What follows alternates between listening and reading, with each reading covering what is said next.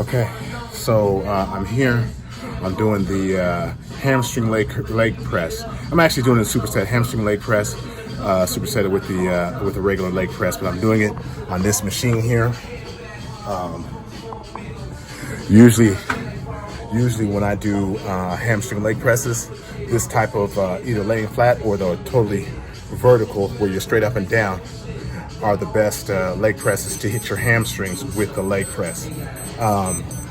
The regular one that's kind of on a vertical, a slant, a little better for quads, not as good for hamstrings, but it's still great nonetheless. Okay, so I'll show you how to change your foot positions, kind of make this work for you. Okay, if I have my feet higher up on the platform, that's what I'm doing. I have my feet higher up on the platform. That's going to work my hamstrings more.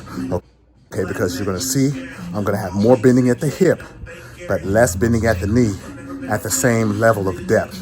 You know, so if I go thighs parallel, you're going to see more bending at the hip than at the knee. Now, as I bring my feet down, which is going to be more quads, okay, you're going to see more bending at the knee, not quite as much at the hip to get where my thighs are parallel to the platform, or parallel to the platform. Okay, so that's kind of the differences. More knee bend, more quad, more hip bend, more hamstring and glutes. And that's kind of how you do exercises. Like most people look at exercise, they say, okay, they memorize it. You know, this is a leg press, so it works quads and hamstrings and glutes. And the key is when you really understand it, you see, okay, what is moving? How is it moving? And then you say, okay, his is doing more hamstring and glute and not quite as much quad, or vice versa.